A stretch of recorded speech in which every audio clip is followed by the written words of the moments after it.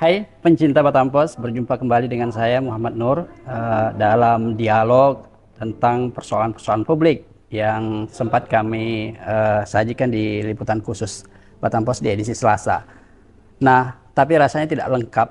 Di setiap liputan khusus itu tidak ditindaklanjuti dengan perbincangan di kanal YouTube Batampos. Untuk itu di hari Rabu ini kami menghadirkan beberapa narasumber terkait untuk membahas tentang kekerasan terhadap anak di Kepri yang berdasarkan data dari Kementerian Pemberdayaan Perempuan dan Anak itu kasusnya tertinggi di Indonesia. Nah, bersama saya sudah hadir 3 narasumber yang kompeten. Saya perkenalkan satu persatu biar kita nyaman untuk menikmati perbincangan ini. Baik, pertama selamat datang Pak Muhammad Dali, Kepala Dinas Pemberdayaan Perempuan, Perlindungan Anak, Pengendalian Penduduk dan Keluarga Berencana ya Pak. Ya. Panjang banget. Ya. Provinsi Kepri. Provinsi, Pak. Selamat datang Pak. Kemudian Abang, saya panggil Abang ya, karena masih muda banget. Abang Ajudian ya, Ajudian Syafitra, Sarjana Hukum, Kasubsi Pra Penuntutan Kejaksaan Negeri Batam. Selamat datang Bang. Baik. Kemudian kalau ini tidak asing lagi ya Bang ya. Dulu 2 periode di Komisioner Perlindungan Anak ya. Dan saat ini kita undang dalam Kasrat sebagai pemerhati anak dan juga Sekretaris Lembaga Perlindungan Anak Batam ya. Selamat datang Bang Eri. Baik, saya ke Pak Dali dulu Pak. Sebelumnya mungkin kita sama-sama melihat data dari kementerian ya Pak ya, bahwa data real time seremoni real time laporan online kasus kekerasan terhadap anak di Batam. Kita fokus kekerasan anak ya Pak, karena anak dan perempuan juga tinggi kasusnya sekitar 1.800-an, dan kalau untuk anak sendiri sekitar 1.237 sampai yang kemarin Pak. Karena setiap hari laporannya masuk, bisa jadi bertambah lagi berikutnya. Nah, dengan 1.237 kasus, ini sedikit mengagetkan gitu Pak, karena untuk Provinsi Kepri disebut tertinggi di Indonesia gitu loh. Bagaimana Pak melihat fenomena ini? Benarkah itu data real atau masih sebatas laporan gitu Pak? Bisa dijelaskan Pak? Oke. Baik. Terima kasih Pak Nur. Assalamualaikum warahmatullahi wabarakatuh. Waalaikumsalam. Saya memberikan apresiasi kepada Batampos yang berupaya untuk bersama-sama kita agar apa yang ada di kita maksudnya Provinsi Kepulauan Riau diketahui oleh masyarakat. Persoalan yang berkaitan dengan tindak kekerasan baik pada perempuan maupun pada anak. Nah, sebagaimana yang Pak Nur dari host tadi menyampaikan, itu data dari kementerian. Data itu memang selalu up to date betul. Melalui website Simponi. Kementerian Pemberdayaan Perempuan, Perlindungan Anak Republik Indonesia. Jadi bagi yang memang orang yang aktif dengan dunia IT ini pasti mudah mengetahui. Hanya hari ini kan tidak semua yang ingin mengetahui dari sisi berita. Mungkin banyak dunia IT ini dipengaruhi oleh bermain-main atau hal yang tidak bersifat informatif. Nah, saya sendiri mengaku itu memang data yang tampil dari laporan kita. Jadi tim kita sangat aktif memberikan laporan. Hanya mungkin jangan sampai ketika muncul ke permukaan merupakan tertinggi di Indonesia, terus kita melihat secara negatif persoalan yang terjadi di Kepulauan Riau. Karena saya sendiri pernah diundang kementerian menjadi narasumber untuk hal ini dalam tanda kutip karena kita aktif memberikan laporan. Aktif ya? Jadi kita aktif memberikan laporan. Tidak semua provinsi kasus yang ada di lapangan itu diupdate di website Simponi ini. dan kita aktif. Jadi ada atau tidak kasus, tetap operator itu bekerja terus mengendalikan aplikasi Simponi itu. Iya. Nah,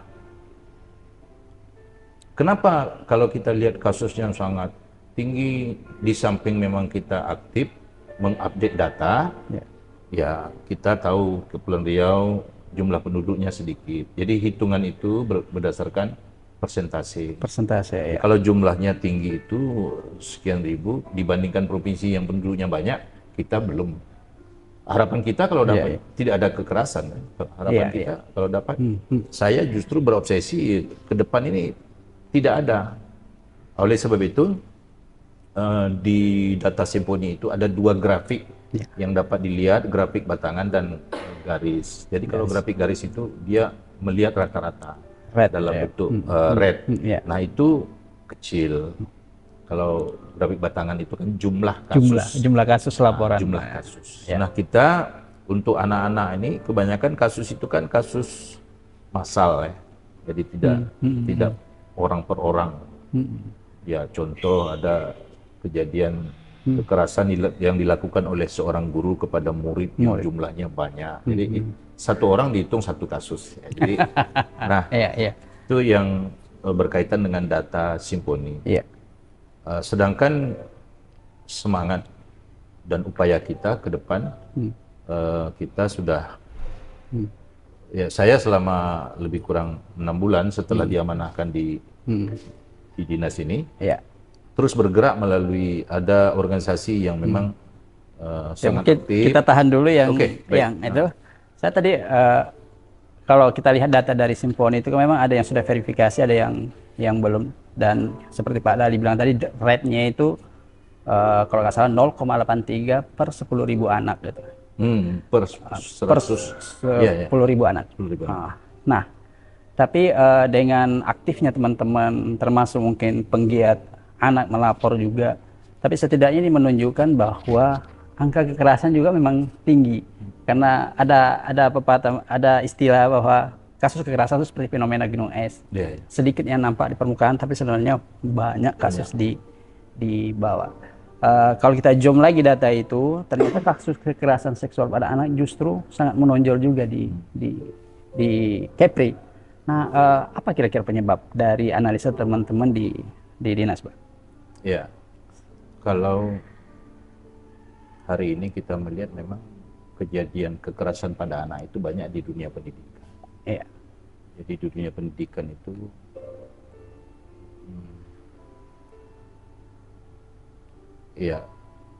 ada hal-hal yang terkadang pendidik menginginkan yang tidak bisa diikuti oleh peserta didik.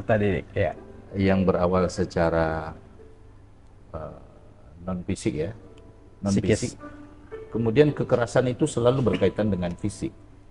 Walaupun sebenarnya ada psikis kan, psikis ya mungkin dengan berkata kasar kepada anak itu kan juga masuk dalam data apabila dia menjadi kasus. Ya, artinya ketidakpuasan seorang anak kepada gurunya, ketidakpuasan anak kepada orang tuanya barangkali yang diangkat ke permukaan menjadi kasus. Nah oleh sebab itu kalau dikatakan penyebab, saya pikir ini berkaitan banyak hal-hal yang pasti tidak seimbang antara kalau dia pendidik maka dengan peserta didiknya.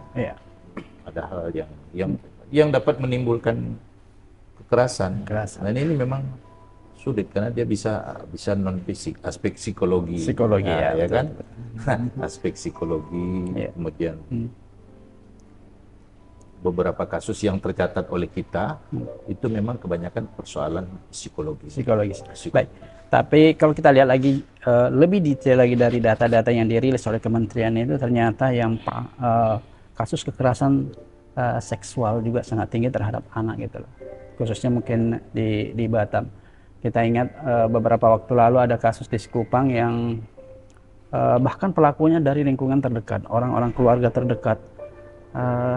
Sepertinya ada sesuatu yang salah dalam pendidikan atau dalam kegiatan berkomunikasi dengan anak, sehingga anak sering menjadi objek kekerasan seksual. bagaimana Pak melihat fenomena yang kasus kekerasan seksual terhadap anak ini? Karena cukup tinggi sekali, Pak.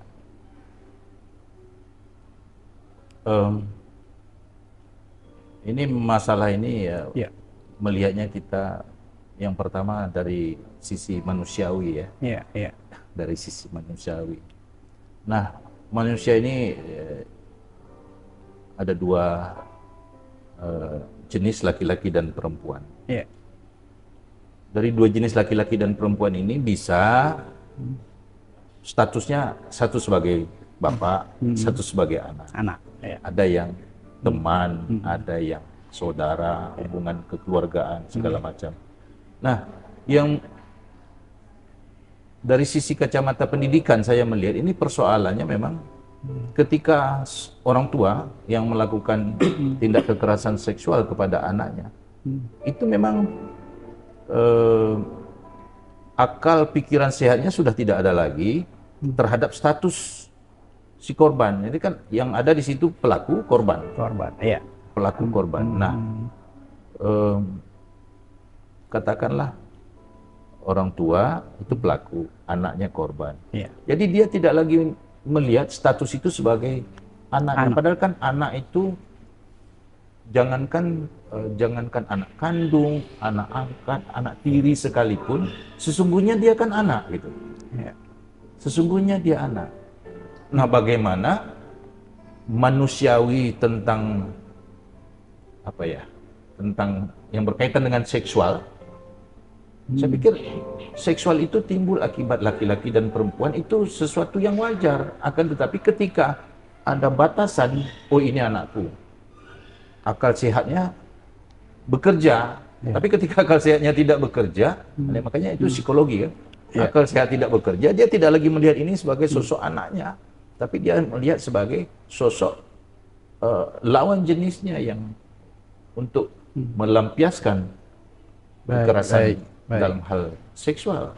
Nah, kalau kita mungkin ya menggunakan bahasa di umum itu akhirnya timbul rasa ingin memperkosa, kan gitu ya. Itu timbul kan kekerasan. Timbul kekerasan. Nah, oleh sebab itu ini bukan hanya di dunia pendidikan yang pasca dari rumah, berawal dari rumah. Berawal dari keluarga. Pasti betul. Banyak kasus yang memang berawal dari rumah tangga. Baik Bang, kita tahan dulu sebentar. Saya ke Bang Eri. Bang Eri ini 2 periode di Komisi Pengawasan dan Perlindungan Anak ya, Provinsi Kepri. Dia juga banyak menangani kasus-kasus yang terjadi di masyarakat ya Bang Eri ya. Tentu Bang Eri juga sudah punya data ya dari bertahun-tahun di komisi tersebut. Fenomena seperti kekerasan terhadap anak ini apa sih yang Abang temukan di lapangan, seperti apa gitu, terutama yang menjadi penyebab utama gitu. Ya, jadi memang bicara soal anak ini kapasitas saya memang sudah ribuan persoalan anak saya sudah tangani, sudah dampingi, sudah diawasi gitu ya. Baik dalam masa 10 tahun itu maupun 3 tahun terakhir, artinya sudah 13 tahun. Saya bergerak dalam pelindungan anak di Provinsi Kepulauan Riau. Ya memang ini miris ya, kita lihat saat ini kasus anak itu selalu dari tahun ke tahun naik. Selalu meningkat dan tidak pernah turun. Dan ini memang tren yang harus kita waspadai. Ketika kita sudah terhubung, termasuk anak, dengan dunia internet saat ini, itu saat ini penyumbang kontribusi untuk penyebab faktor kejahatan anak sebagai korban, anak sebagai pelaku itu adalah internet. Di situ anak bisa jadi rentan jadi korban dan rentan menjadi pelaku. Itu berlaku, itu hasil data penelitian KPAI ya. Ya itu. Yang kedua, kita sayangkan ya, di saat kita mendapatkan penghargaan sebagai kota layak anak, Batam, kemudian kota-kota lain termasuk provinsi, tapi dari sisi kasus anaknya masih tinggi. Ini kan ibaratnya gitu ya, program-program selalu dilakukan tapi hasilnya belum kelihatan. Artinya kita harus lebih bekerja lebih kuat lagi untuk menyelesaikan persoalan-persoalan ini, mulai dari pencegahan di rumah tangga, di sekolah, di masyarakat, termasuk upaya penanganan dengan aparat penegak hukum, dengan hukuman, dengan efek jera kan seperti itu. Nah, ini kondisi-kondisi yang harus kita apalagi di tahun politik ya, tentu bicara ini tidak cukup kami pelindungan anak sebagai pemerhati anak, ada LPA, aparat penegak hukum, ada dinas pemberdayaan perempuan perlindungan anak, tapi juga peran masyarakat, peran orang tua, peran guru, kemudian termasuk juga peran lembaga politik, partai apa namanya itu, dewan dan sebagainya. Nah, karena memang ini anak ini nanti terkait dengan kebijakan. Kita punya kebijakan Perda Perlindungan Anak yang sampai saat ini juga ya nggak jalan. Kalaupun jalan ini harus direvisi nih. Karena anak itu dunianya dinamis, selalu berkembang. Kalau kita tidak revisi, kita akan ketinggalan. Undang-Undang Perlindungan Anak aja tahun 2022 hadir, 12 tahun kemudian direvisi, 2 tahun kemudian direvisi lagi. Ini kan revisi ketiga dengan pemberatan hukuman itu yang ketiga gitu kan. Sementara Perda kita 2010 sampai saat ini belum ada, bahkan itu nggak jalan. Lembaga KPPAD nggak ada seperti itu. Anggaran kita sebenarnya untuk anak berapa sih? Nah, kita tadi ada keluhan dari Pak Kepala Dinas kecil gitu ya. Nah, ini juga harus diperhatikan kalau kita serius. Ini kita bicara investasi masa depan ya. Anak ini kan investasi ya Pak Nur ya, investasi kita. Kita jaga dia, kita tua kita dijaga anak. Kita jaga ini dia estafet dan memimpin kita ke depan. Kalau di hari ini jadi rentan, jadi korban, jadi pelaku, menjadi apa kita ke depan gitu ya. Kita bangsa ini dititipkan kepada anak yang bermasalah. Kan kita nggak mau kita kan. Artinya memang ini tugas tanggung jawab kita. Tanggung jawab kita. Jadi ya kami dalam hal ini selalu ke lembaga yang ada, saya sampai ini masih menangani kasus-kasus anak ya miris gitu. Dan kita berupaya melakukan pencegahan lah, sosialisasi ke sekolah, penguatan keluarga, karena memang persoalan anak itu mulai dari keluarga. Sehingga muncul kerentanan keluarga, ditambah lagi faktor perceraian juga tinggi. Kebetulan saya juga hakim mediator di pengadilan. Sampai saat ini itu sudah 1.600 perkara cerai. Nah itu anak Batam aja ya? Di Batam saja. Provinsi lah ya. Nah, itu dampak perceraian. Kalau ada satu keluarga 2 anak, berapa sih anak yang korban perceraian? Anak-anak seperti ini rentan. Lebih lagi anak-anak yang dari yang lain. Kemudian kekerasan kedua tuh di lingkungan sekolah. Nah, tapi lingkungan Pak Dali tadi. Iya, lingkungan sekolah. Kemudian lingkungan masyarakat juga terjadi seperti itu. Tapi khusus untuk kasus kekerasan seksual, kalau kita lihat tadi seperti yang saya bilang Pak Dali juga, banyak terjadi di lingkungan terdekat. Jadi kalau di istilah kami justru predatornya dari lingkungan-lingkungan terdekat nih. Ada ayah, ada paman, ada kakak, ada ipar dan lain sebagainya. Fenomena apa yang terjadi ini? Ya, ini fenomena yang memang anak itu berada pada posisi rentan ya. Dimanapun dia berada, rumah itu mestikan rumah tempat yang paling aman dan nyaman bagi anak untuk tumbuh berkembang gitu ya. Tapi harinya buktinya rumah itu bukan menjadi tempat yang aman. Artinya kita harus evaluasi lagi peran orang tua seperti apa, pengasuhannya seperti apa. Ini banyak sekarang anak-anak itu salah asuh gitu. Perlu rehabilitasi pengasuhan. Perlu orang tua lagi belajar ikut program parenting dan segala macam. Nah, ketika anak sudah di rumah itu sudah dilindungi ya mudah-mudahan di sekolah nggak ada masalah lagi karena masalah di sekolah itu juga dibawa dari rumah. Kan seperti itu.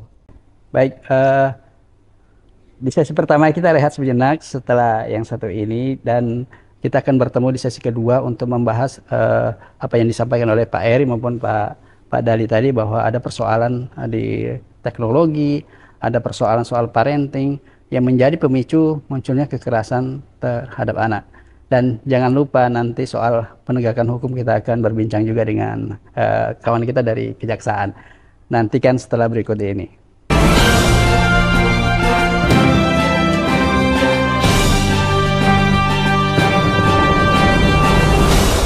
Baik, kita lanjutkan perbincangan tentang kasus kekerasan anak ini. Kita masuk ke segmen kedua.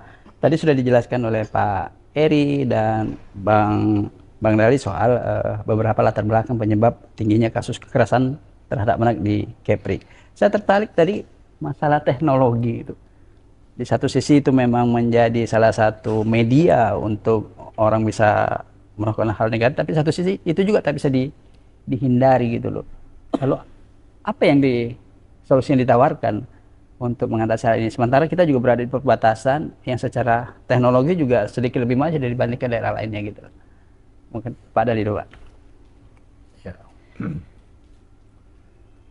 Persoalan dunia yang semakin laju berkembang dan kita sebagai bangsa juga tidak ikut ketertinggalan majunya dunia yang hari ini sangat dikenal dengan era revolusi industri 4.0 itu. Dan suka tidak suka, mau tidak mau, Indonesia ikut dengan revolusi ini. Nah, kemudian perubahan dari generasi ke generasi, hari ini kita sudah berada pada generasi Alpha. Dengan ciri khas generasi Alpha, baru umur 2 bulan sudah bisa pegang-pegang gadget, bisa pegang HP, alat teknologi. Nah, ini tidak bisa dihindari, dan orang tua mendukung. Nah, kalau generasi yang hari ini berdasarkan korban yang kita lihat, korban-korban kekerasan, anak-anak, ini bolehlah kita tarik sedikit mereka ke generasi Y. Tapi mereka adalah transisi dari generasi Y ke generasi Alpha. Yang sudah sangat, ini sudah jadi kebutuhan, alat IT ini sudah kebutuhan. Dan orang tua mendukung.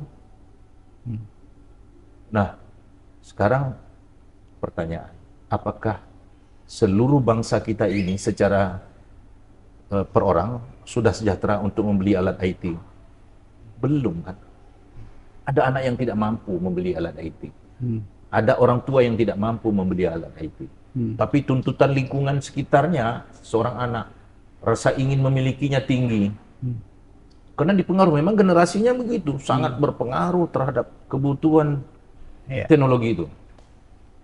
Akhirnya orang tua dengan segala macam cara mendapatkan apa yang diinginkan oleh anak. Singkat cerita, keinginan-keinginan anak di transisi dari generasi Y ke generasi Z ke generasi Alpha ini tidak bisa dihalangi. Karena ketika dihalangi, dia kompensasi. Dan kompensasi itu selalu mengarah kepada hal-hal yang kekerasan. Kekerasan, memaksakan kehendak itu bisa timbul kekerasan. Ya, maka ada kejadian di satu sekolah dia mengambil HP temannya. Nah, ini kan salah satu dampak dari persoalan ekonomi tadi. Di satu sisi mereka tidak mau ketinggalan. Saya sudah pernah test case, pergi ke satu sekolah yang begitu besar dengan jumlah muridnya ribuan. Saya tanyakan, siapa hari ini yang tidak punya HP? Tidak ada, Pak, satu orang pun yang menunjuk. Semua mereka punya, walaupun saya bawa bercanda. Kalau gitu, tadinya saya kalau ada yang tunjuk tangan tidak punya, saya mau berikan untuk hadiah. Tapi ternyata memang tidak ada. Terus dengan kemajuan teknologi itu, satu sisi kita nggak bisa menghindari, satu sisi juga banyak mungkin konten-konten yang mempengaruhi si anak maupun si pelaku, sehingga terjadi muncul di berbagai kasus kekerasan ini. Bagaimana peran dari dinas untuk misalnya mengedukasi masyarakat agar sehat menggunakan gadget gitu, terutama untuk anak-anak mereka gitu? Ya, nah inilah kita di Dinas Pemberdayaan Perempuan, Perlindungan Anak, Pengendalian Penduduk, Keluarga Berencana ada lembaga di bawah binaan kita, itu namanya Puspaga. Puspaga ini Pusat Pembelajaran Keluarga. Nah, di Pusat Pembelajaran Keluarga ini tidak hanya dunia pendidikan yang diurus oleh Dinas Pendidikan, akan tetapi kita juga secara bersama-sama kolaborasi. Karena ada hal-hal terbatasan juga kurikulum yang diatur oleh Kementerian Pendidikan. Kita masuk dari sisi yang tidak mereka miliki gitu. Nah, salah satu adalah bagaimana mengetahui tanda-tanda yang mengarah kepada kekerasan. Nah, ini lebih banyak aspek psikologi. Kenapa kita harus masuk ke sekolah hari ini? Nah, berdasarkan data kita memang di satuan pendidikan itu sudah sangat kurang guru-guru yang dulu namanya disebut dengan guru BK. Konseling. Bimbingan karir kah, bimbingan kejuruan kah, bimbingan konseling, pokoknya BK. Jadi yang sangat dikenal guru BK katanya. Itu hampir sudah tidak ada, Pak. Diperankanlah, itu persentase sudah sangat kecil. Diperankanlah guru agama menjadi guru BK, guru olahraga diperankan menjadi guru BK. Yang sebaiknya itu kan guru BK yang memiliki kompetensi psikologi. Psikologi. Nah, kompetensi psikologi inilah yang dengan harapan dapat menyampaikan pesan-pesan kepada peserta didik di sekolah. Nah, karena minim itu, maka kita masuk dari sisi pusat pembelajaran keluarga. Tapi kita tidak serta-merta masuk ke dunia pendidikan, ada juga dengan keluarga, dari rumah ke rumah, kelompok pengajian, kemudian kelompok persatuan-persatuan ibu-ibu seperti BKMT, pondok pesantren, kita juga masuk. Nah, itu upaya kita untuk setidak-tidaknya mengedukasi hal-hal yang dapat menjurus kepada tindak kekerasan. Yang paling baik itu waktu hari ini kita bersama-sama melakukan pencegahan kan sebenarnya. Masih kita sama-sama cegah kekerasan. Daripada terus melakukan penanganan kasus kekerasan. Karena penanganan kasus kekerasan itu ya seperti dari awal lah, bermain hanya dengan data, persentase, yang pada kata Pak Eri tadi semakin hari semakin tinggi. Walaupun saya sebenarnya mau bantah tadi, kenapa? Karena berdasarkan data Simponi tidak. Data Simponi itu fluktuasi dia. Di 2021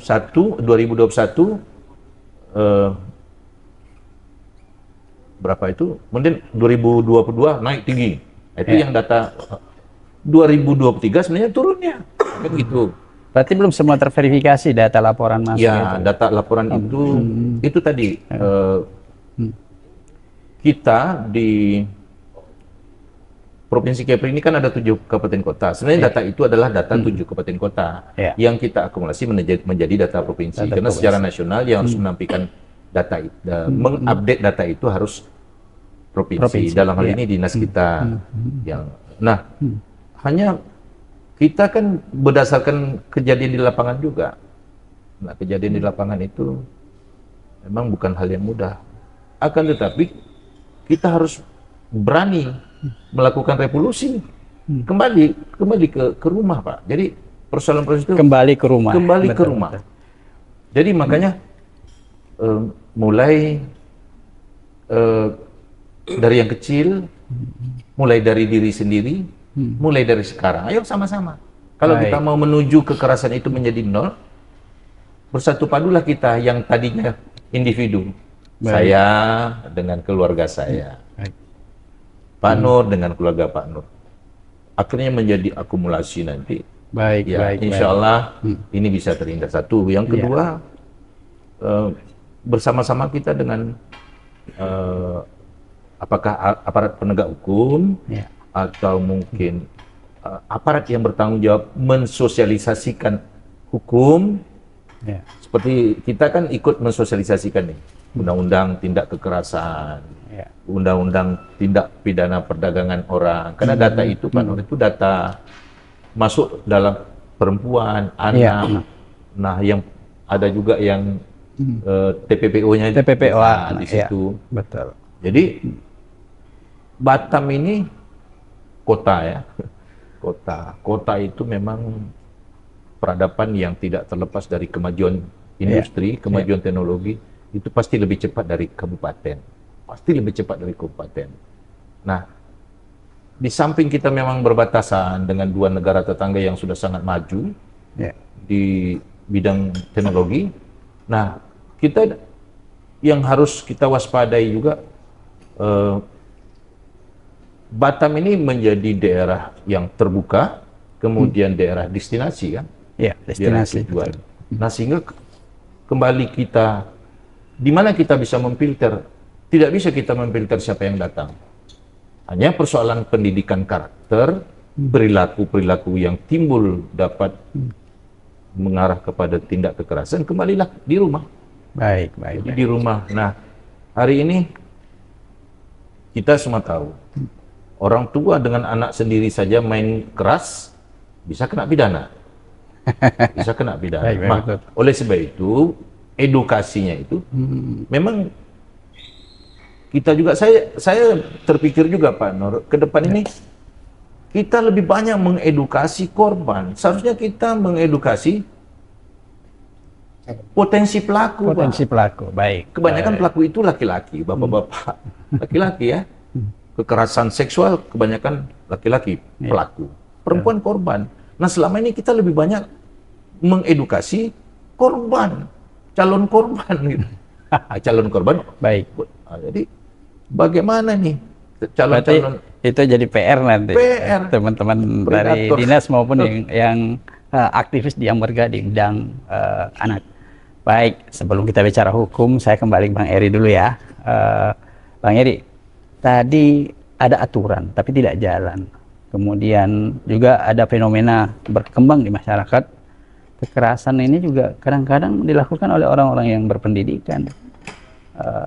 Gimana Bang Eri melihatnya? Iya, kalau hasil dari analisa saya ya, untuk kasus-kasus kita pilih-pilih kasusnya. Kasus anak itu banyak sekali ya. Mungkin bisa khusus sedikit ke kasus kekerasan seksual karena itu yang paling seksual, menonjol. iya. Gitu. Kalau seksual ini yang sekarang itu pelakunya ada yang dewasa, ada juga yang anak. Iya. Kalau yang anak sama anak itu remaja biasanya pacaran, pergaulan bebas. Kemudian saat saya evaluasi ke sekolah-sekolah, mereka nggak paham hukum rata-rata anak-anak itu, baik sebagai korban, calon korban maupun calon pelaku. Batas usia anak itu berapa, bentuk pelindungannya seperti apa. Dia taunya ketika pacaran mereka bebas. Karena tidak ditanamkan juga di sekolah, di rumah terutama ya, nilai-nilai tadi itu, value terhadap nilai karakter segala macam gitu ya. Itu benteng, itu perlu untuk anak.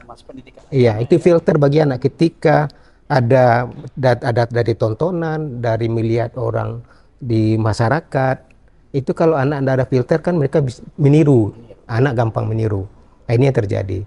Sehingga anak-anak itu mereka pacaran, hari ini nih, ada di LPKA itu anak-anak yang masih usia sekolah. Yang direhab di sana, anak SMA gitu ya. Hari ini juga ada yang ditahan di polsek-polsek.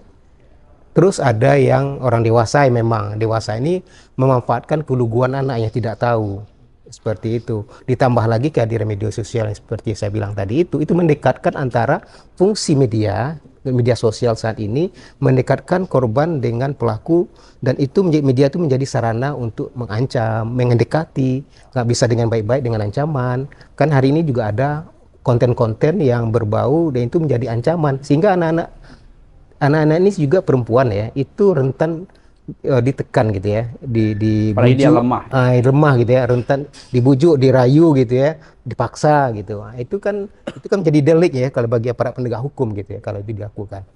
Jadi bagaimana dengan fenomena hedonisme juga, bahwa fenomena hedonisme ada. Saya ada ini ya, anak SMA ya. Mereka karena keluarganya berangkat dari yang tidak mampu juga, dimanfaatkan oleh orang luar, direkrut, dia bekerja, kemudian dia juga merekrut kawan-kawannya, dan tidak ada nilai bagi anak ini, remaja ini, kami dapat duit, nah itu ya. Sementara dapat duit nggak apa-apa kok, menganggap itu nggak salah gitu. Tapi ada sesuatu yang salah, ada yang hilang dalam dunia pendidikan kita, nilai-nilai itu.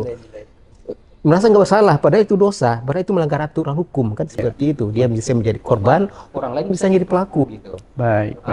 Seperti itu. Jadi itu yang harus kita perkuat baik dalam rumah tangga ya, maupun di lingkungan sekolah, termasuk lingkungan masyarakat. Tugas kita untuk menasihati, memberikan penguatan kepada anak. Bagaimana dengan regulasi tadi yang tidak jalan? Regulasi kalau terutama yang ke daerah ya, iya, turunan dari pusat. Ya, perda ya, ada peraturan daerah yang memang peraturan daerah ini harus mengacu kepada peraturan yang di atas undang-undang ya. Undang-undangnya harus dirubah, daerahnya belum diubah. Ini harus diikuti oleh pemerintah daerah. Kemudian ada juga aturan-aturan yang sifatnya tatib lah di sekolah, aturan sekolah yang kadang-kadang itu harus dilihat. Ini kan sekolah ramah anak nih. Jadi kadang-kadang aturan yang dibuat sekolah itu juga nggak ramah tuh anak. Hukumannya tidak ramah. Jadi banyak harus dievaluasi. Karena anak itu juga bisa aja anak itu di satu sisi korban kebijakan gitu, kebijakan yang salah seperti itu. Baik, Pak Eri, kita rehat sejenak lagi. Setelah ini kita akan bicara dari aspek penegakan hukum setelah yang satu ini.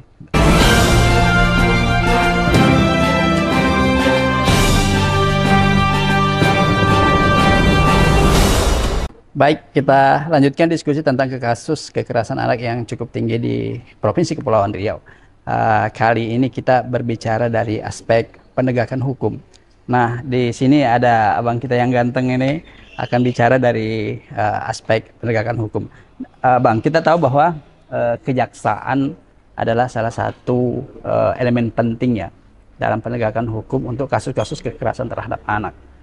Tuntutan maksimal terhadap pelaku tentu akan memberikan efek jerah supaya tidak terulang kasus yang serupa ataupun bagi pelajaran bagi yang lainnya gitu loh. Nah, sejauh ini tuntutan mungkin maksimal yang bisa diberikan ke pelaku seperti apa, Bang? Bisa dijelaskan? Iya. Untuk kalau kita berbicara tuntutan secara maksimal, kami khususnya kejaksaan bersama aparat penegak hukum lainnya dan juga menggandeng beberapa instansi terkait, dan memang kita berkomitmen untuk terhadap kekerasan seksual khusus terhadap anak, kita fokus lebih atensi untuk memberikan efek jerah. Efek jerah. Fokus memberikan efek jerah. Betul, memberikan efek jerah karena mengingat korbannya adalah anak. Yang kita tahu bersama bahwa anak ini mempunyai masa depan yang sangat panjang kan, seperti itu. Nah, untuk tolak ukur dikatakan apakah sejauh mana tuntutan maksimal terhadap pelaku predator ini? Ya. Kalau berbicara tolak ukur tuntutan tentu case by case. Case by case atau yang biasanya disebut dengan kasuistis. Kita melihat fakta persidangan seperti apa, kemudian dari korban seperti apa, nah, baru nanti akan kita bisa tentukan berapa lama tuntutan hukuman, ya tuntutan kalau kita berbicara tentang tuntutan.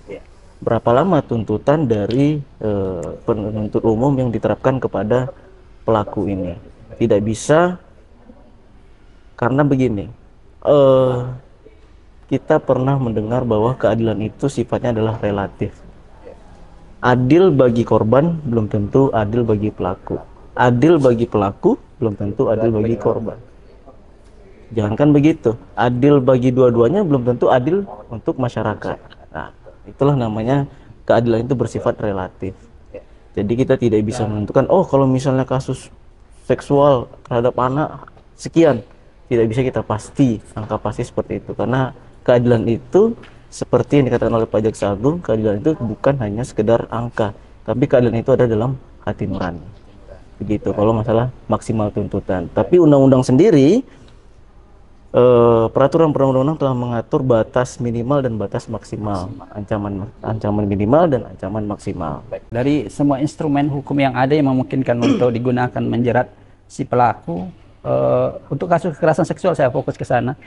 Ada batas maksimal gitu, bisa diberi gambaran berapa ya, lama? Kalau kita mengacu kepada Undang-Undang Perlindungan Anak, ya, tentu ada di pasal 81, 82, 83, dan itu mempunyai kategori yang berbeda. Ada pencabulan, ada persetubuhan, dan juga ada perdagangan anak, kan begitu. Nah, ini kita melihat kasusnya apa. Kalau dilihat dari undang-undang tersebut, maksimal itu 15 tahun. Tetapi ada lagi di ayat 2 di masing-masing 81, 82 itu, terhadap pelaku yang mempunyai relasi tertentu, dalam artian seperti disebutkan tadi, ada tenaga pendidik, ada orang tua, ada wali, dan sebagainya yang disebutkan dalam undang-undang, itu dapat ditambah sepertiga dari ancaman maksimum. Begitu. Ada pemberatan berarti? Iya, betul. Baik. Nah, untuk saya sedikit ke satu case di Batam yang sempat kemarin beberapa bulan lalu menjadi viral ya, dan menjadi perbincangan hangat di masyarakat juga. Sebelum ini kami juga menggelar podcast yang menghadirkan teman-teman dari Polres. Salah satu kasusnya adalah anak umur 3 tahun 11 bulan yang diperkosa ayah kandung lalu dibuang, dan itu pendarahan, dan kabar terakhir dia harus diangkat rahimnya karena kondisinya sudah rusak. Karena umur yang 3 tahun 11 bulan itu masih sangat muda sekali gitu loh. Di sebelumnya kita dan beberapa termasuk dari teman-teman dari EPA mendorong memungkinkan nggak digunakan pasal kebiri kimia untuk pelaku yang seperti ini, karena sudah di masyarakat juga sudah sangat meresahkan dan rasanya sangat tidak adil kalau pelaku ini hanya dihukum maksimal misalnya 15 tahun tadi gitu. Mungkin nggak digunakan pasal kebiri kimia itu? Mengingat aturannya juga sudah ada kan? Kalau pertanyaannya dimungkinkan, mungkin. Ya, karena kita melihat lagi kepada aturan yang ada. Jadi kita itu menjalankan proses hukum, jangan sampai melanggar proses hukum, nah, seperti itu. Jadi kalau melihat peraturan yang ada, kebiri itu kalau nggak salah diatur di peraturan pemerintah. Ya. Jadi memang kebiri itu adalah berupa pidana tambahan. Jadi setelah dia dituntut atau dihukum dengan pidana penjara yang merupakan pidana pokoknya, dapat pula dikenakan pidana tambahan. Nah, untuk pidana tambahan, peraturan pemerintah itu pun juga telah mengatur tata caranya. Salah satunya diantaranya adalah melibatkan beberapa instansi terkait, termasuk juga dari pihak medis, kemudian juga ada dari beberapa kementerian, Kementerian Sosial. Nah, itu nanti akan melalui uji klinis, apakah memang ia layak untuk dilakukan pidana tambahan berupa kebiri tersebut. Nah, itu secara prosesnya. Jadi kalau balik lagi pertanyaan dimungkinkan, ya mungkin, sangat dimungkinkan karena sudah ada aturan yang mengaturnya, dan seperti itu. Tahan sebentar Bang, balik ke Bang Eri nih. Sebelumnya kami juga ada berbincang dengan Mbak Lina juga ya, dan sangat mendukung sekali dilakukan kebiri kimia untuk satu kasus yang paling sangat memiriskan itu ya, yang anak 3 tahun 11 bulan diperkosa sampai pendarahan, kemudian dibuang lagi kan gitu oleh ayah kandungnya gitu loh. Adilkah kalau memang hanya dihukum 15 tahun plus pemberatan gitu kan, ada orang tua kan gitu? Iya. Ya, bagi kami tentu perlindungan korban harus utamakan dan ada efek jerah dari kasus itu. Tujuannya supaya tidak ada muncul kasus-kasus baru. Jadi memang untuk kasus kebiri sendiri, menurut pengamatan saya selama ini belum ada yang mungkin bisa dikoreksi oleh Pak Jaksa nanti ya. Ancaman penuntutan hukum kebiri kan belum ada di Kepri, Pak ya. Kalau untuk di Kepri belum, tapi kalau di luar Kepri, sudah ada. Sudah Ya. ada. Artinya ya memang untuk kasus-kasus yang seperti ini ya, ini kan harus mendapat perhatian. Usianya sangat belia, dampaknya anak mengalami rahimnya masa depannya kemudian dibuang lagi, itu kan kejahatannya tidak satu gitu. Ada berapa kejahatan dilakukan oleh orang tua dan punya hubungan dekat. Kalau menurut kami itu sudah sepatutnya kami sarankan diberikan hukuman kebiri dan pemberatan hukuman yang lain gitu. Kan tidak hanya kebiri, pemberatan hukuman. Berarti bisa digunakan instrumen hukum lain untuk menjerat, tidak hanya dari aspek undang-undang anak gitu ya. Memungkinkan ya? Misalnya itu tadi ada udah dibuang, kemudian menimbulkan cacat pada rahim yang tidak bisa lagi digunakan di masa depan gitu kan. Bisa nggak digunakan selain undang-undang perlindungan anak, ada instrumen hukum atau aturan hukum lainnya yang menjerat pelaku pasar berlapis gitu? Ya, kalau untuk pasal berlapis kita melihat perbuatannya apa saja gitu Pak. Perbuatannya apa saja, makanya saya bilang kasuistis, kita melihat dulu faktanya seperti apa. Perbuatan itu dilakukan berapa kali, dan kemudian caranya seperti apa, kemudian dampak terhadap korban seperti apa. Nah, itu kita lihat melalui fakta persidangan. Nah, itu kemudian jadi proses itu ada pra penuntutan, ada penuntutan, dan kemudian terakhir adalah eksekusi. Nah, di tahap pra penuntutan itu kita melihat berkas seperti apa. Kalau memang nanti memenuhi persyaratan secara formal dan material, maka kita naikkan ke penuntutan. Nah, di pra penuntutan juga kita melihat apakah case by case ini sama atau mempunyai kategori ataupun juga kondisi yang berbeda. Nah, itulah yang saya bilang tadi, tidak bisa kita samakan, oh kalau misalnya perusahaan sudah pasti sekian. Tidak bisa, karena kita melihat case by case. Nah, itu tadi, karena kalau kita memukul rata semua, tentu nanti muncul lagi keadilan yang tidak dirasakan oleh beberapa pihak. Walaupun memang tadi saya sampaikan, adil itu adalah sifatnya relatif. Relatif, baik. Tahan sejang. Saya ke Pak Dali. Ya Pak Dali, kalau seperti fenomena yang saya sampaikan tadi, bahwa untuk korban kekerasan seksual yang masih sangat belia, masa depannya hancur, fisiknya hancur,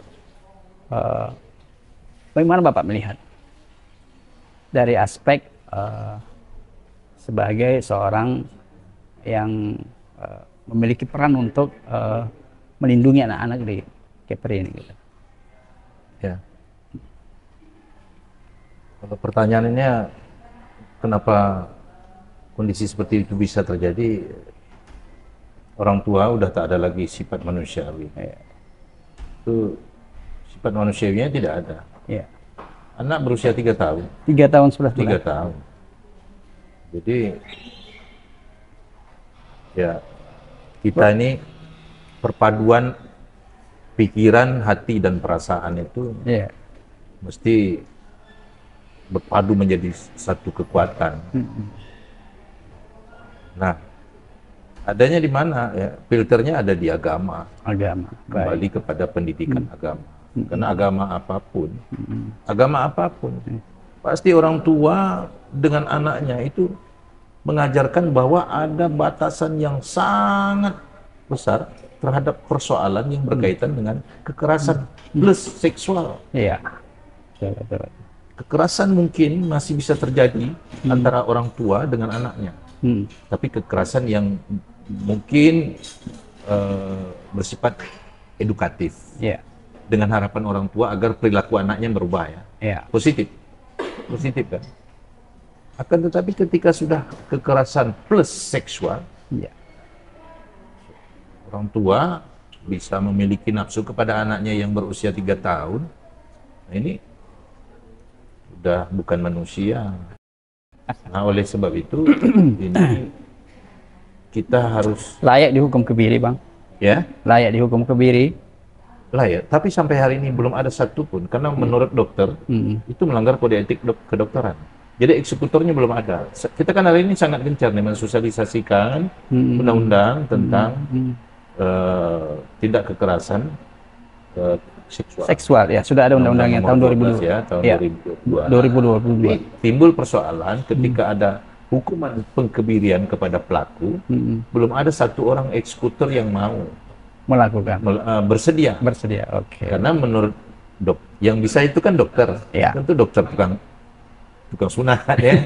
Nah, cuman katanya melanggar kode etik kedokteran. Saya baru-baru ini bersama Bu Menteri sendiri yang menyampaikan itu. Belum ada dokter yang bersedia untuk menjadi algojo atau eksekutor hukuman kebiri itu. Maka kembali kepada hukum yang konvensional yang selama ini sudah, itu tetap, saya pikir itu tetap berjalan. Seperti disampaikan oleh Pak Jaksa tadi, proporsi sesuai dengan kasus atau case by case ya kan. Nah, kalau memang dikenakan hukum berlapis, setinggi apapun lapis, ketika memang sifat manusiawinya yang tidak memiliki akal pikiran, ya saya katakan orang, kalau saya beragama Islam, diletak pun Al-Quran, dijepit tangan kanan, dijepit tangan kiri, diduduk 3 lapis, bersumpah di kepala. Ketika manusia, unsur manusia itu akal pikiran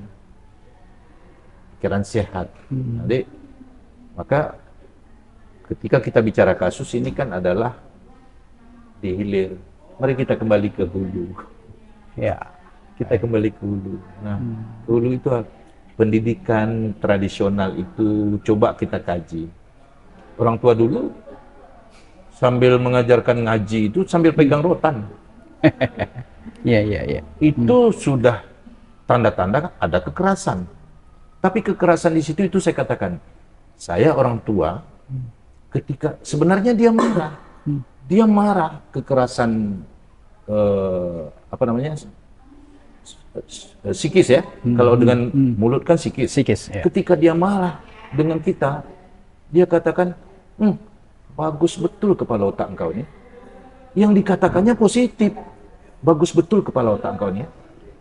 Dia marah sebenarnya, tapi dia katakan kepada kita itu positif. Akhirnya apa, jadi doa dari orang tua kepada anak, bagus kepala otak kau ini. Saya mengalami itu. Ketika kita pulang lambat atau tak ada kabar, sudah berapa lama tak pulang, begitu pulang dia bilang anak betuah katanya. Anak betuah itu positif kata-katanya, walaupun sebenarnya dia marah. Nah, coba kita bandingkan ini. Ibu muda hari ini, orang tua muda hari ini, alat teknologi ini sesungguhnya apakah untuk mengedukasi anak, diberikan kepada anak umur 1 tahun, apakah untuk mengedukasi? Saya pikir tidak. Hanya sebuah pengalihan ketika orang tua sibuk, agar tidak bertambah sibuk mengurus anak yang lagi lasa, maka diberikan alat agar dia tidak sibuk. Maka betah. Nah, kalau kita melihat persoalan, apakah diedukasi penggunaan ini? Sehingga anak yang baru saja, kadang-kadang ada yang bangga orang tua, anak baru umur 3 tahun sudah bisa baca, sudah bisa berbahasa Arab, sudah bisa berbahasa Inggris, supaya dia tahu dari YouTube. Tanpa dibimbing, bisa dia berkomunikasi. Dia bisa bahasa animal yang sudah dibuat pakai bahasa kita. Tapi dia gaya bicaranya. Nah, itu pola-pola meniru yang ada. Ini kan tidak terfilter dengan baik. Nah, maka disitulah peran kita. Pemerintah kan berupaya nih, ada situs-situs yang tidak baik, cut. Cut 10, muncul 10. Patah tumbuh hilang berganti kan? Situs 10 dibuang, muncul 10 lagi. Itu perilaku. Karena ada nilai bisnis di sana kan? Nah, oleh sebab itu, bagaimana kita juga perangi itu. Ketika muncul di situ-situ yang tidak baik 10, ajarkan 11. Untuk balik lagi ke edukasi berarti, edukasi, Bang. Dan ini akan jadi kerja berat Pak Dali dan Bang Eri gitu kan. Baik, sebelum kita closing statement, saya masih ke Abang Jaksa ini. Ya, tadi kembali ke kasus yang sangat memprihatinkan itu. Jika ada tekanan publik, memungkinkan nggak misalnya dijatuhkan vonis pada pelaku yang melampaui batas tadi, melebihi dari instrumen hukum yang ada, gitu. Kan kadang-kadang mempertimbangkan psikologi masyarakat, seperti yang dibilang tadi, keadilan adil mungkin bagi pelaku, adil bagi korban, tapi belum tentu adil bagi masyarakat. Nah, memungkinkan nggak vonisnya jauh lebih berat lagi di atas pemberatan tadi, ketika misalnya instrumen hukum kebiri tadi tidak bisa dilakukan dengan adanya tadi kendala di tenaga medis, di HAM dan lain sebagainya gitu. Memungkinkan nggak itu, Bang? Ya, seperti yang saya katakan tadi, mengutip pesan Pak Jaksa Agung bahwa hati nurani itu tidak ada dalam buku. Ulangi. Keadilan itu tidak ada dalam buku, tapi ada dalam hati nurani. Gitu. Nah, menyikapi pertanyaan tersebut, apakah dimungkinkan dihukum di luar atau melewati batas maksimum yang ada dalam undang-undang? Kan gitu pertanyaannya. Saya menjawabnya adalah dengan perkataan yang saya sebutkan tadi, kita menegakkan hukum, kita aparat hukum menegakkan hukum, jangan sampai melanggar proses hukum yang ada. Jadi ketentuan undang-undang yang ada secara maksimal seperti itu, ya maka kita tidak boleh melebihi aturan yang ada. Nah, terkait dengan memungkinkan dengan intervensi publik dan apa segala macam, kita sudah berkomitmen dari awal bahwa penegakan hukum yang kita lakukan terlepas dari intervensi siapapun. Jadi kita pure, murni berdasarkan fakta persidangan, berdasarkan keadaan-keadaan yang ada dan melalui pertimbangan-pertimbangan yang ada di persidangan. Gitu. Mungkin saya nambahkan gini. Ya. Ini mungkin jadi solusi ya. Ketika instrumen hukum kita kebiri tidak bisa dilaksanakan, tidak bisa dijalankan, alasannya dokter itu misinya adalah menyembuhkan, bukan untuk membuat orang sakit gitu ya. Jadi opsinya adalah bagaimana hukuman penjara, hukuman badan itu ditambah, diperlama. Ini usulan ya, mungkin usulan. Tadi jaksa memang betul apa yang dikatakan. Hukum itu kan dibuat manusia. Kita dibuat di DPR gitu ya. Bisa saja melihat sudah diundangkan 2016 ya, sampai saat ini nggak ada satupun yang dikebiri ya. Padahal kasus cabul terus berjatuhan. Ya bisa jadi kita evaluasi lagi Perpu yang tadi itu ya diubah lagi mengikut perkembangan zaman ya, salah satunya opsi gitu ya. Kita sah-sah saja mengusulkannya seperti itu. Berarti regulasinya harus diubah dulu ya, sehingga ada cantolan regulasi hukum. Itu bisa dari masyarakat, keresahan masyarakat, kebutuhan kita terhadap hukum gitu ya, kekosongan hukum, nah itu bisa buat regulasi gitu. Seperti ini bisa diwakili oleh teman-teman dari aktivis anak ini. Iya, ini suara-suara yang diwakili ke Dewan, ke DPR RI. Maksud aktivis anak itu harus vokal gitu, nggak boleh, betul. nggak ini gitu. Kalau hukum kan ada aturannya, kalau Pak Kadis tuh ada ininya kan. Jadi kalau kita kan bebas ngomongnya. Baik. Pak Dali, kita sudah di penghujung perbincangan. Sebenarnya masih panjang yang ingin kita bahas. Kalau kita pilih-pilih satu lagi, lihat angka-angka lagi, perbincangannya mungkin bisa sampai berjam-jam tidak selesai. saya ingin satu closing statement yang menguatkan tentang pentingnya perjuangan untuk menegakkan keadilan dan menghindari kasus-kasus kekerasan terhadap anak. Silakan Bang. Baik. Saya ingin berpesan lah ya, kepada siapapun yang menyaksikan podcast yang kita bersama hari ini. Marilah kita bersama-sama. Mulai dari diri kita sendiri, dari yang kecil, mulai dari sekarang. Baik. Upaya pencegahan itu jauh lebih baik daripada penanganan yang sudah terjadi. Nah, kita kembalilah kepada pangkal jalan. Kembali ke pangkal jalan. Kembali ke pangkal jalan. Ya, kembali ke pangkal jalan. Pangkal itu mengandung makna tradisional. Hal itu ada di pendidikan agama. Pendidikan agama. Jadi ada di pendidikan agama. Nah, kalau kita kuat dalam mengikuti ilmu pengetahuan agama dan mengamalkan, maka insya Allah ini tidak terjadi. Karena banyak hal yang bisa dibentengi melalui pendidikan agama. Baik.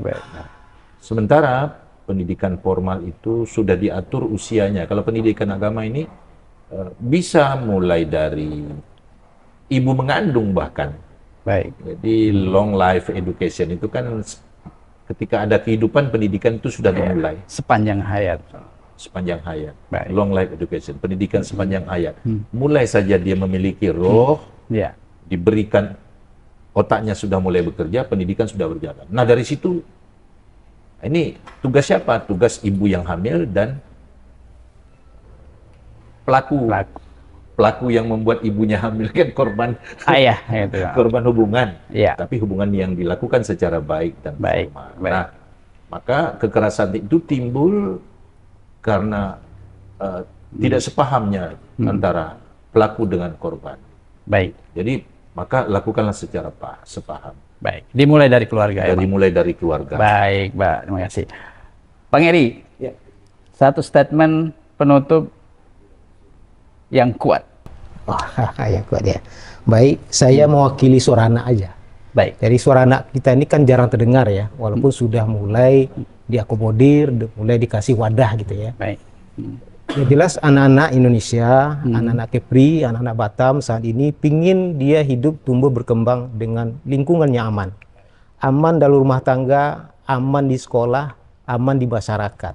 Ayo sama-sama kita memberikan lingkungan yang aman dan memberikan perlindungan dan memberikan pengawasan kepada setiap anak yang ada, sehingga saya yakin mudah-mudahan kasus-kasus yang banyak terjadi ini bisa kita kurangi ya, bisa kita tekan, dan ada efek jera bagi pelaku-pelaku kejahatan kepada anak, terutama kejahatan seksual. Kalau dari saya mewakili kejaksaan, berpesan kepada pertama pelaku bahwa tidak ada tempat yang aman untuk bersembunyi.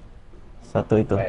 Kemudian kepada seluruh orang tua di Indonesia, mari kita bersama-sama mengedukasi anak-anak kita yang ada di rumah. Jangan sampai anak-anak kita menjadi calon korban bagi para pelaku dan bagi para predator yang ada. Karena kuncinya adalah edukasi dan kemudian adalah fungsi kontrol yang harus dijalankan oleh masing-masing orang tua. Mungkin begitu, Pak. Baik, terima kasih. Terima kasih Pak Dali, terima kasih Bang, terima kasih Bang Eri. Senang sekali bisa berjumpa di perbincangan kali ini. Mungkin di kasus-kasus lain nanti kita bisa lebih pendalaman lagi untuk case by case. Baik, terima kasih. Perbincangan kami sudah sampai di akhir. Sebelum kami tutup, kami mengingatkan bahwa kekerasan seksual bisa terjadi kapan saja, di mana saja. Untuk itu bukan hanya tanggung jawab dari dinas terkait, bukan hanya tanggung jawab dari penegak hukum dan aktivis sana, tapi tanggung jawab kita semua untuk melindungi anak-anak dari kekerasan, baik itu kekerasan fisik, seksual maupun kekerasan bentuk lainnya. Sampai jumpa di perbincangan berikutnya bersama saya Muhammad Nur. Terima kasih, selamat sore.